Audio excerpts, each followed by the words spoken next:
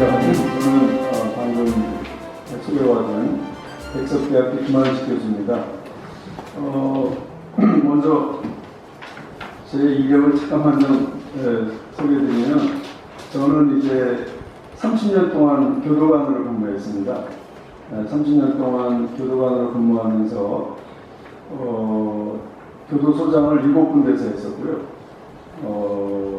경주교도소장, 여주교도소장, 그리고 흉악범이 가장 많다고 하는 청송교도소장 2년을 했고요.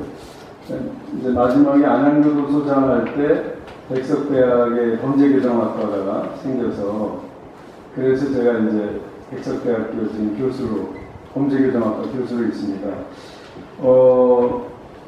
원혜욱 교수님께서 말씀하셨지만, 교정보호청은 우리 교도관들의 오랜 수건입니다. 그리고 지금까지 제가 이 발제문에도 썼습니다만, 거의 30년 이상 계속해서 이렇게 주장은 많이 되어왔지만, 또 국회에서도 그동안 여러 번 입법 발의가 있었지만 아직까지도 이루어지지 않고 있는 그런 상황이라, 제가 또 법무부에서 가장 이게 또 뜨거운 감자이기 때문에 제가 교수로서 좀 발표를 해야 되겠다 이런 생각을 갖고 오늘 이 자리에서 이렇게 발표를 하게 됐고요.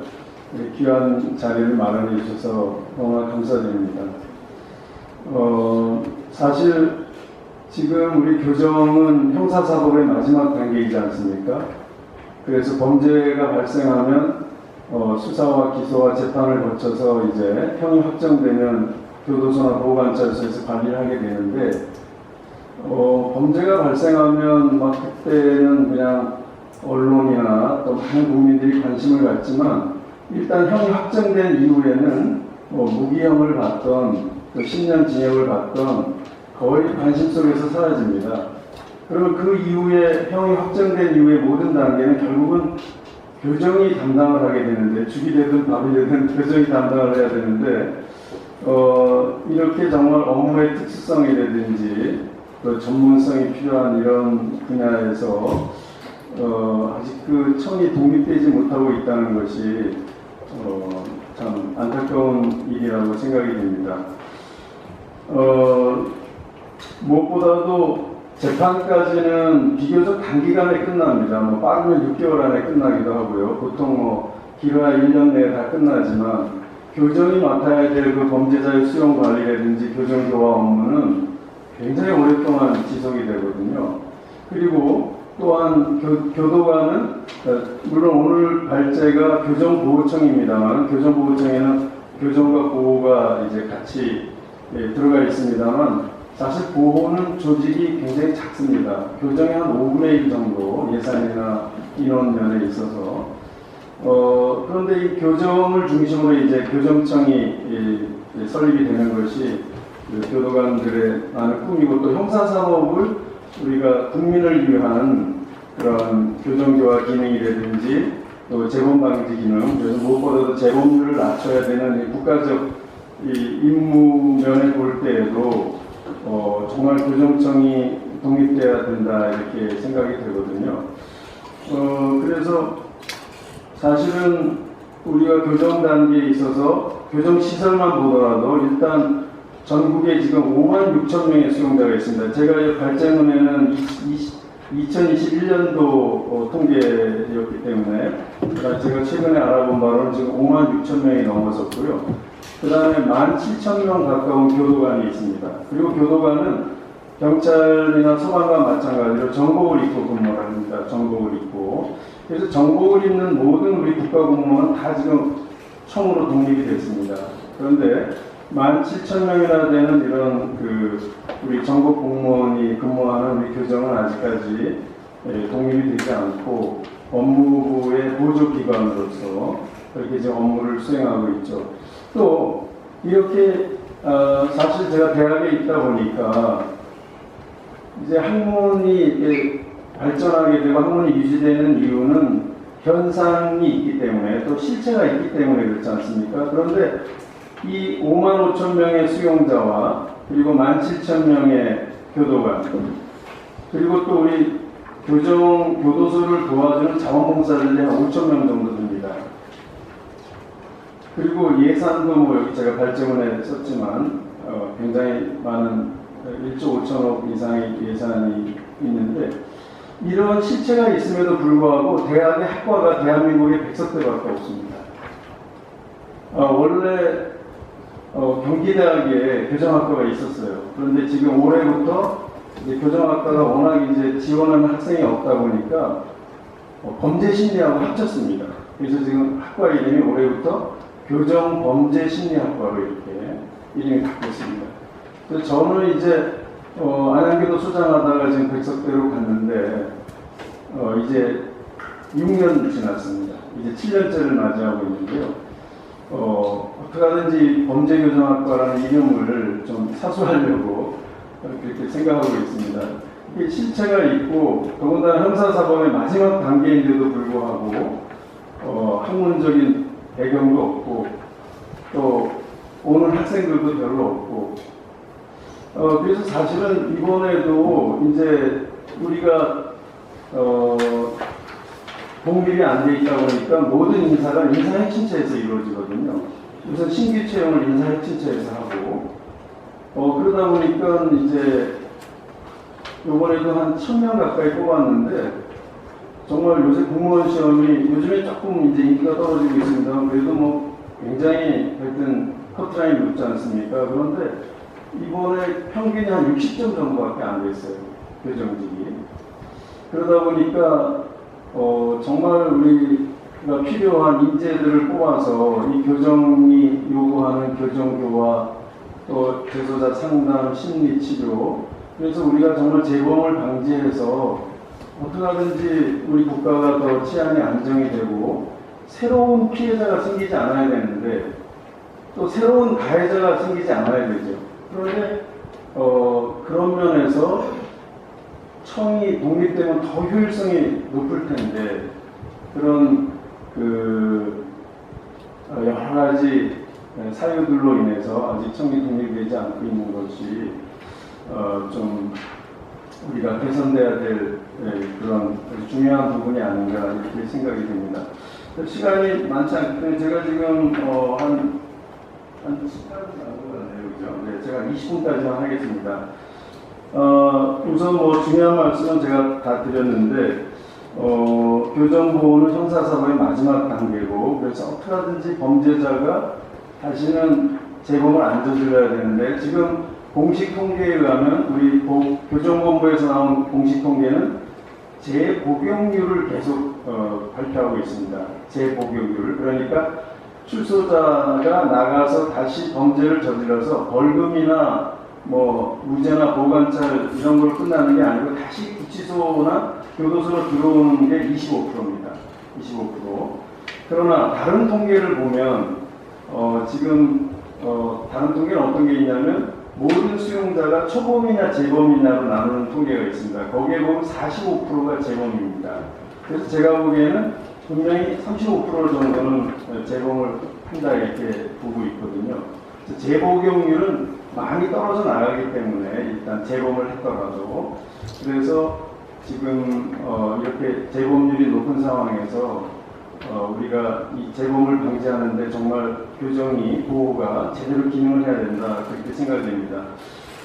그래서 저의 이 발제문은 그동안에 쭉 이제 교정은 정부 수립되자마자 행정국으로 출발을 했습니다. 행정국으로 출발해서 1962년도에 교정국이 됐고 그 다음에 한참 있다가 2007년도에 교정본부가 됐습니다. 그래서 교정본부가 돼서 오늘까지 그대로 본부로 지금 이어져 오고 있고요.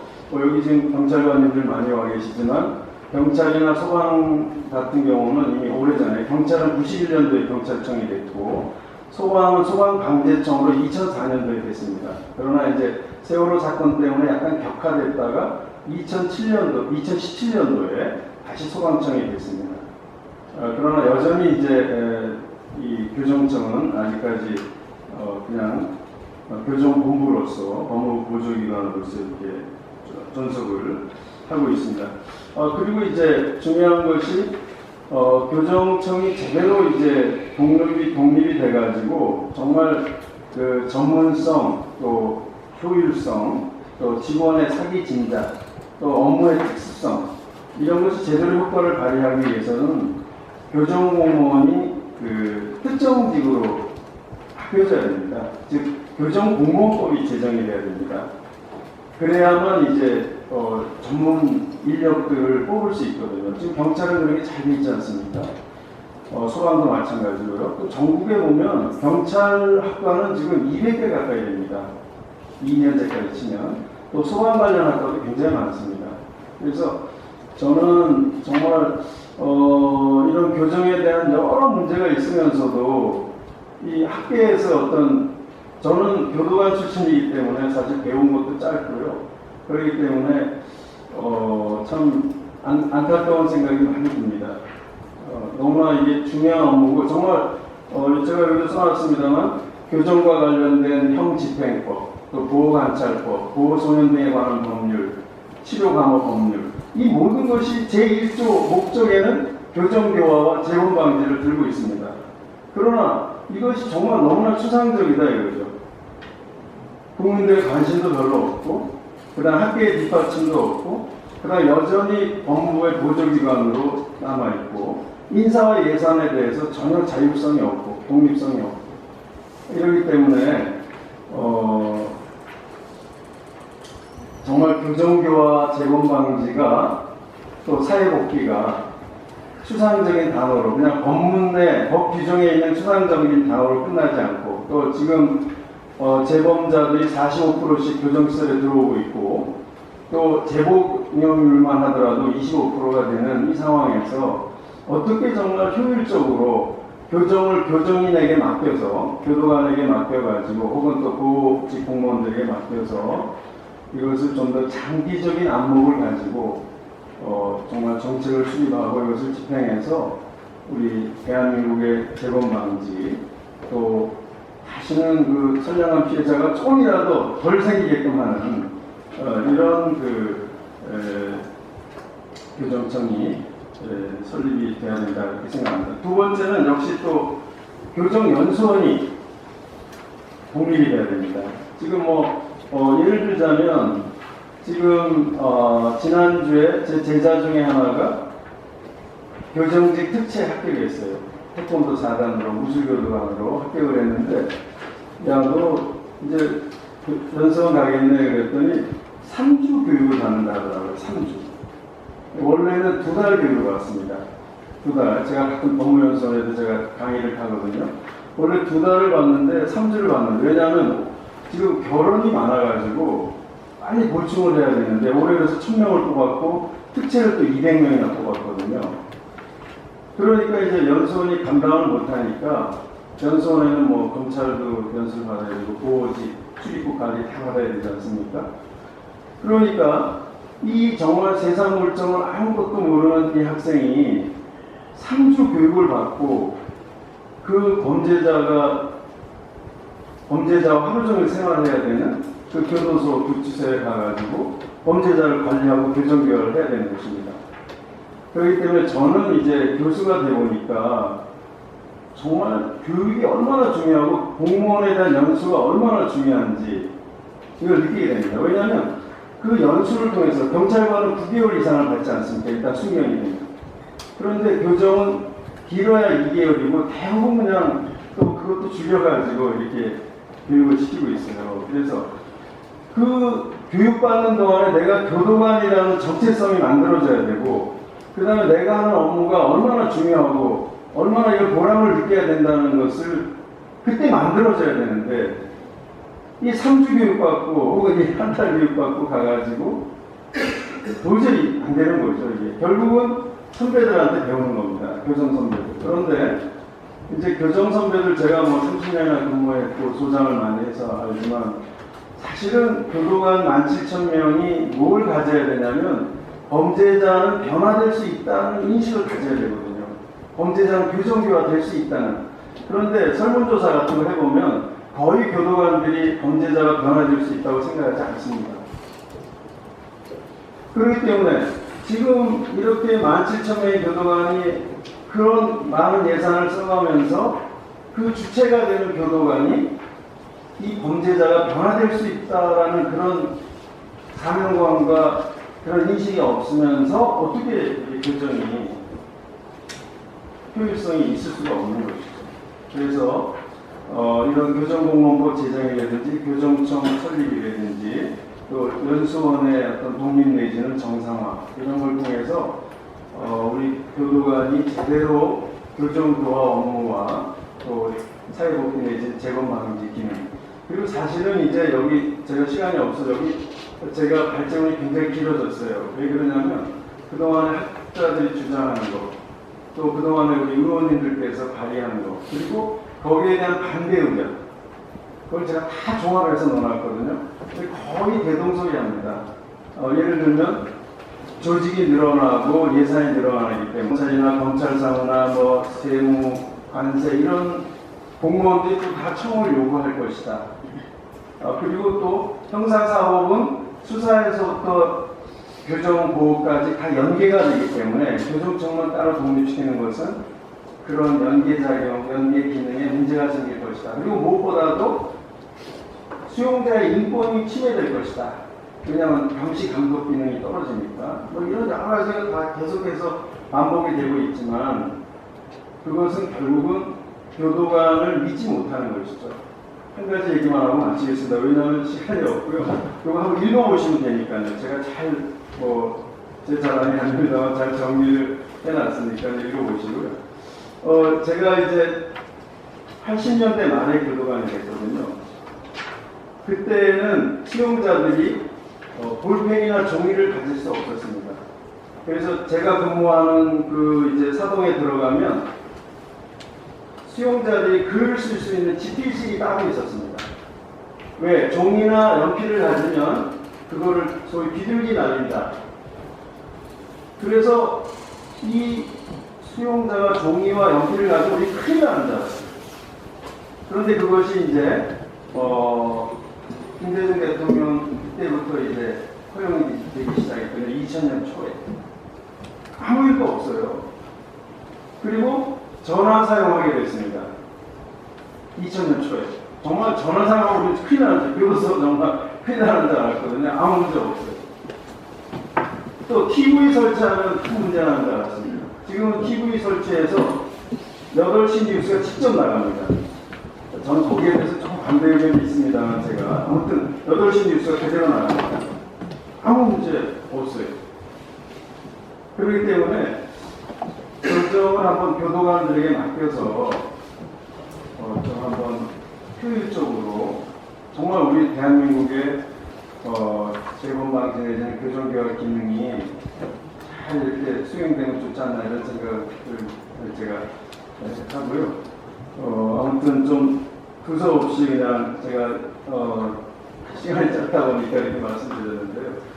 보호는 사실은 우리가 법무부에서 강금실 장관님 때도 거의 교정보호청이 다 계셨어요. 그런데 보호 쪽에서 많이 반대했어요. 왜냐하면 보호가 이제 조직이 작다 보니까 교정보호청이 되면 완전히 이제 교정 쪽으로 이렇게 흡수가 된다 이런 생각을 많이 갖는 것 같아요. 그래서 지금도 보호 쪽에서는 그런 생각을 많이 갖고 있고요. 또 외국의 사례를 보더라도 몸체는 하나지만 이렇게 교정과 보호는 따로 업무를 수행합니다. 그래서 저는 일단 하나가 되자. 교정과 보호가 몸체가 하나가 되고 그리고서 업무는 서로 왜 지금 일선기관에도 보호관찰소와 교도소가 많이 연계가 되어 있거든요. 가석방 업무라든지 보호관찰 업무라든지 또 출소자들 아무 갈 거처가 없을 때 보호 쪽에서 와서 직원들이 배려를 해주거든요. 그렇기 때문에 우리가 교정과 보호가 하나가 돼서 한 몸이 되면 더 효율적으로 교정교화를 이룰 수 있다 이렇게 생각합니다. 감사합니다.